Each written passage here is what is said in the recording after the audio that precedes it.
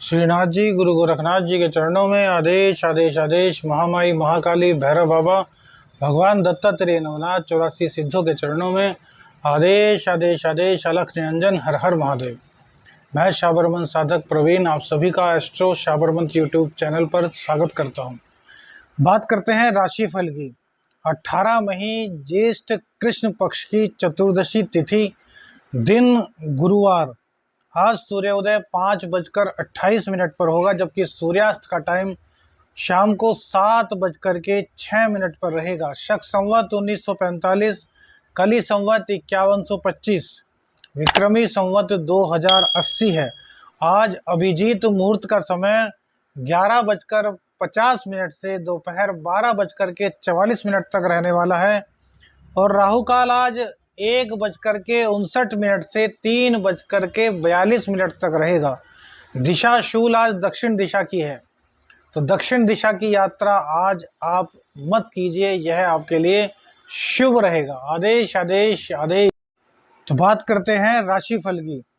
देखिए, आज चंद्र की स्थिति पावर में आ जाएगी, तो चंद्र के पावर में आने के कारण जो आपको दिक्कत सबसे बड़ी हो रही थी कि आमदनी में एकाएक कहीं ब्रेक लग गया था, तो आज उसका ब्रेक थोड़ा थोड़ा ढीला होना शुरू हो जाएगा।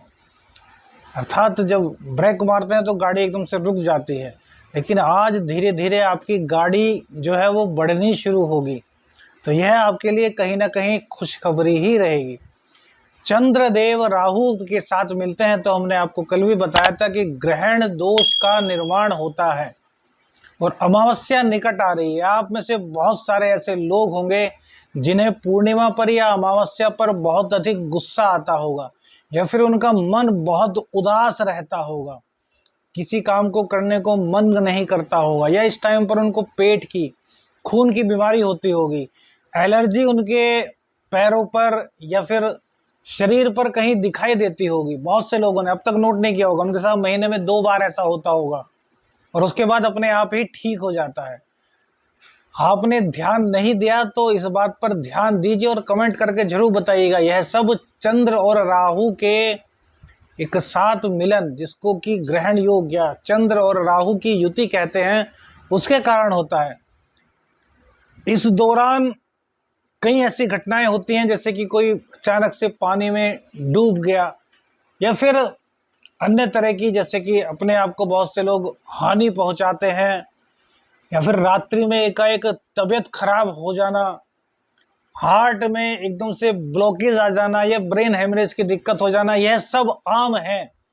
और जिसकी कुंडली में दशाएं बुरी होती हैं, या फिर कुंडली में भी चंद्र उस वक्त दूषित होता है और गोचर में भी ऐसी स्थिति बनती है, तो भैया उस टाइम पे ऐसी दिक्कतें होती हैं। आपने अपने आसपास में सुना होगा, लेकिन कभी ध्यान नहीं दिया होगा।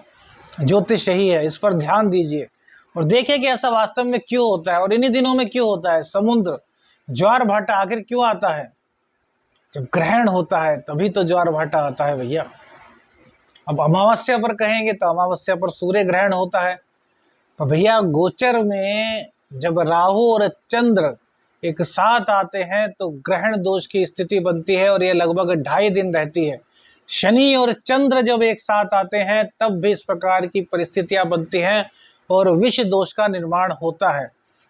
गोचर में फिलहाल ग्रहण योग का निर्माण है, तो ग्रहण तो लगेगा भैया, दिक्कतें तो आएंगी, हाँ, लेकिन चंद्रमा की पावर अब बढ़नी शुरू हो गई है, तो दिक्कतें धीरे धीरे कम होंगी। देखिए, ग्रहण दोष, यदि राहु, सपोज कीजिए राहु नीचे चलता है, वक्री चलता है, 6 डिग्री का राहु है, और चंद्रदेव भी 6 डिग्री के हैं, तो चंद्रदेव आगे को बढ़ेंगे और राहु पीछे को, तो दोनों में दूरियां बहुत हैं, तो ग्रहण दोष का जो दोष लगेगा वो बहुत कम होगा।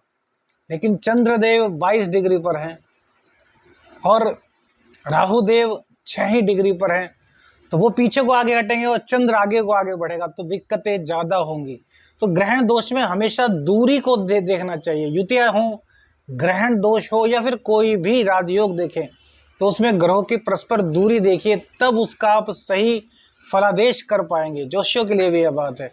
तो देखिए, अब चंद्रमा जो हैं वो कन्या राशि में एकादशेष हैं, अर्थात हमारे धन के, हमारे छोटे भाई बहनों के, हमारे सुख के, क्योंकि सुख भी कहीं ना कहीं हमारी इनकम से ही जुड़ा होता है, तो उसमें कहीं ना कहीं कमी आएगी। अब चतुर्थ भाव जिसके कि चंद्रमा कारक होते हैं सभी की कुंडलियों में, तो वो भी पीड़ित होगा, तो कहीं ना कहीं सुखों में कमी आएगी, आराम नहीं मिल पाएगा, नींद में कहीं ना कहीं बाधा। लेकिन राहु के साथ बैठने के कारण भैया कहीं ना कहीं ये आपको गुप्त रूप से धन भी दिलाएंगे।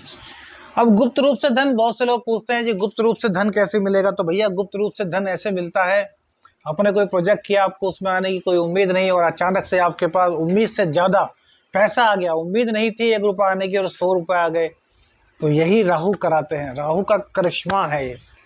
जब अष्टम भाव पर बैठते हैं, द्वितीय स्थान को देखते हैं, तो कहीं ना कहीं से धन को खींचते हैं।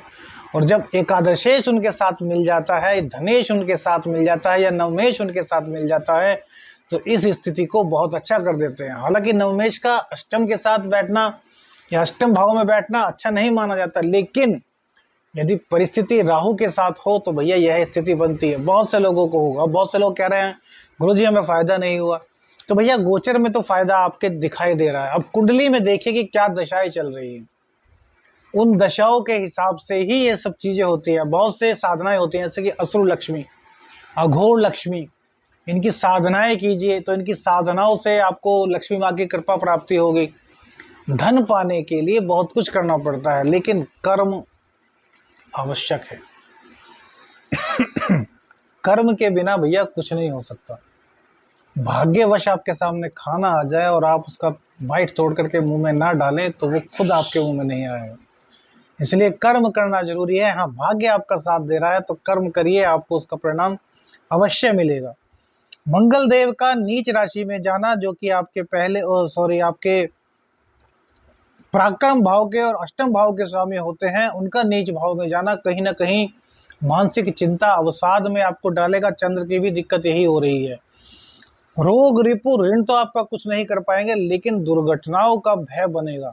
सपने दिखेंगे, सपने जैसे कि कुत्ता पीछे पड़ा हुआ है, बैल पीछे पड़ा हुआ है, इस तरह के सपने आपको दिखाई दे सकते हैं। ऊंचा आसमान है, उससे नीचे गिर गए, नीचे पानी बह रहा है और आप पानी का बहाव बहुत तेज है और आपको डर लग रहा है, और अचानक से आपका पैर नीचे की ओर गिर गया और आपको लगा कि अब गए, जबकि कोई ना कोई आपको बचा लेगा, क्योंकि शनिदेव हैं इस टाइम बचाने के लिए आपको। कुंडली में दशाएं मारक हैं तो बात अलग है, लेकिन फिलहाल शनिदेव इस तरह की दिक्कतों को बचा लेंगे, क्योंकि उनकी दृष्टि अष्टम भाव पर है। मंगल नीच में है तो दिक्कत तो है, लेकिन शनिदेव की दृष्टि है, जाकि शनिदेव कारक होते हैं, तो इसलिए भैया कहीं ना कहीं बचाव होगा। बहुत से लोग कहेंगे शनिदेव की दृष्टि तो मारक होती है, और भैया अष्टम पर पड़ रही है, अष्टम के ये स्वामी माने गए हैं, तो अपने घर को कैसे बिगाड़ेंगे। तो भैया सोचने की बात है। तो कुतर्क वगैरह जो करते हैं, अब जैसे कि हमने लिखा था कि भैया गुप्तांगों में दर्द हो सकता है, तो एक व्यक्ति ने बड़ा भद्दा कमेंट किया, अब लगा कि इसको इग्नोर कर दें, लेकिन हमने छोड़ दिया। दूसरी बार कमेंट करेगा तो फिर आपको उसका नंबर देंगे, उसका इलाज आप खुद ही करना, क्योंकि भैया हम तो जो कुंडली में दिखता है वही बताते हैं। प्रेम संबंधों में आपके बहुत ज़्यादा आज प्यार बनने वाला है, प्यार बढ़ने वाला है। पराक्रम भाव आपका मजबूत जरूर होगा, लेकिन ईगो को आपको उसमें शामिल नहीं होने देना है। आज आपका व्यक्तित्व भी निकलने वाला है, और व्यापार में भी कहीं ना कहीं उछाल के योग आपके आज दिखाई दे रहे हैं। शुक्रदेव की कृपा भी आज आपको मिलती हुई नजर आ रही है, लेकिन शुक्रदेव अब जब 30 मई में बढ़ जाएंगे तो कहीं ना कहीं आपकी जिंदगी में अभी से कोई तीसरे का समावेश होना शुरू हो जाएगा, और फिर वहां चारित्रिक हनन की कोई ना कोई दिक्कत बनेगी। तो भैया उससे आपको बहुत ज़्यादा सावधान रहना है। अभी से सावधान रहे तो आगे दुर्घटना नहीं घटेगी। सावधान नहीं हुए तो वो सावधानी हटी, दुर्घटना घटी, वो तो आप सभी जानते हैं। क्षणिक सुख के लिए आगे के सुखों का परित्याग करने वाला सबसे बेकार होता है। तो क्षणिक सुख को मत देखिए, अपने जीवन को देखिए, अपने आने को देखिए। अब बहुत से लोगों की रुचि अध्यात्म में जागने वाली है, बहुत से लोगों की रुचि साधनाओं में जागने वाली है, उनको गुरु की प्राप्ति भी होने वाली है, क्योंकि गुरुदेव अब उदय हो चुके हैं। अब जैसे जैसे गुरुदेव की पावर बढ़ेगी तो राहु की पावर घटेगी, बुध की पावर भी जब बढ़ेगी तो राहु की पावर घटेगी। तो भले ही दोष गुरु चंडाल का बना हो, जड़ योग का बना हो, लेकिन बुद्धि जागृत होनी तय है। द्वितीय स्थान को और अष्टम स्थान को बहुत महत्वपूर्ण स्थान दिया गया है। अब देखिए, तृतीय भाव से मारक कहा जाता है। किसके लिए मारक? तो भैया तृतीय भाव किसका मारक है? चतुर्थ का मारक है। तो माँ की मृत्यु का समाचार तृतीय भाव से मिलता है। शायद आपको कोई बताएगा, लेकिन ज्योतिष भैया आगे बढ़ता रहना है। और आप लोग इतनी मेहनत करने के बाद भी वीडियो को शेयर नहीं कर रहे, तो भैया कहीं ना कहीं दुख होता है। ऐसा मत कीजिए, अधिक से अधिक शेयर कीजिए, अधिक से अधिक वीडियो को देखिए और समझिए। आज गुप्त धन पाने के लिए आपको एक विशेष उपाय भी बताते हैं। आपको करना क्या है? आपको अखे का जो पौधा होता है, जिसको कहीं पे आंकड़ा भी बोलते हैं, सफ़ेद अक्खा, गणपति अक्खा जो बोलते हैं, उसका दूध जो होता है वो आज आप निकाल लीजिए।